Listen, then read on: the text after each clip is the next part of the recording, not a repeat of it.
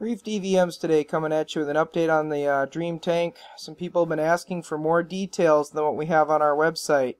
So I'm going to try to do my best to let them just kind of scroll through as I give you a full tank shot of the system right now. Now granted, there are some fish that are down in the sump.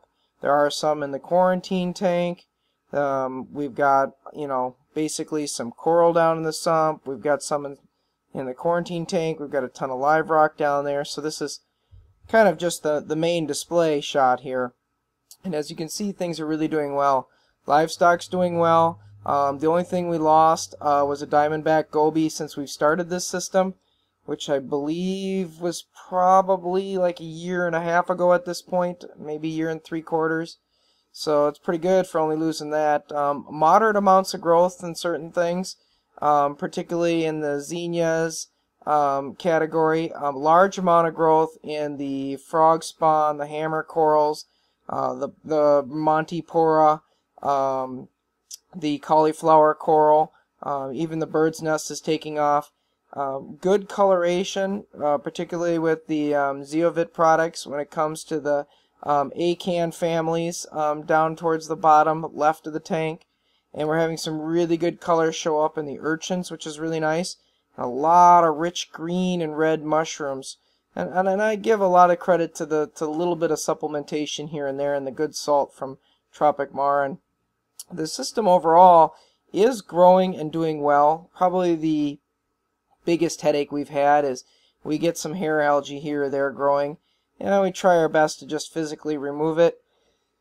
Not really getting a lot of help from the algae eaters eating it directly and the scavengers, but I know that if they weren't in the tank, there'd be a lot more of it because of the waste and the debris. Probably need to do a little better job blowing off the rock and monitoring the tank on a more weekly basis. Unfortunately, life is life and you don't always get around to it. But I made a list here of everything we have in the system. As you can see, it's kind of been scrolling through. It starts there, with the livestock and the inverts, and then it progresses on to what we have been doing for supplementation and our additives. And then, the last scrolling part that I'm going to show you is really, what's in the system as far as equipment and stuff. Overall, we're using probably 2 companies to get most of our stuff. Bulk Reef Supply, we're getting the majority of it, and of course Tropic Marin is the other one. We've been buying from them pretty much direct. Those seem to be the 2 companies we carry the most products from. Doesn't mean we don't use some of the other. We still use occasional, Microbacter 7. We still use some products occasionally from some local fish store people in the Minnesota area. But for the most part, most of our stuff gets shipped in from them. I also put a little section in here about our maintenance. That includes the tests. The tests we've been doing, we've pretty much stuck with Hanna for the most part. The Hanna testers have been good. We use some sulfurates. We use the Neptune Apex. And these are what's done on a regularly scheduled basis.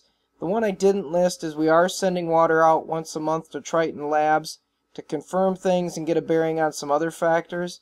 I didn't list that as a standard because we've only been doing that for maybe 3-4 months, so it's not a standard test for us. We're just kind of playing with it to see what we like and don't like. And then also when it comes to maintenance, I kind of listed what we do, and pretty much there's only a couple things that are done monthly, and when I say monthly, it's kind of like at the first of each month, it's kind of like a day for the tank. It's not even a day, it's maybe a few hours. We change out our carbon monthly, we change out our zeolites monthly, we change out our A99, which is our aluminum product that we're using from Triton for replacement of the GFO. And basically we do a once a month water change. All that is just kind of a 1, maybe 2 to 3 hour process that gets done. And it isn't a lot of work, really. I mean, the whole water change system is done automatically every night as far as topping off. And then, of course, we can use that to do the water change. Probably the most maintenance is about every couple months I've got to take a siphon in and just kind of clean out the sand bed. Otherwise, we get things growing on it. That's probably the most maintenance that's done in the tank. That's probably the most tedious task that I don't care to do, other than maybe picking out some colonies of hair algae that get up in the way. Overall, between the Reef Savvy tank, the Synergy tank in the basement, which is the sump, and Synergy's quarantine tank. The 3 systems are working good. The auto top-off system we built in the past is working good. The Vertex skimmers and reactors are all doing well. The bulk reef supply dosers are doing good. I really can't ask for much more than this. Certainly I'd like some more funds so I could put some bigger and more voluptuous corals in here and fill the space. But it'll come. I appreciate you watching, folks. Please subscribe or like, and we'll continue to put out videos like this. Your support means a lot. If you show us support, we'll make more great videos like this. Thank you.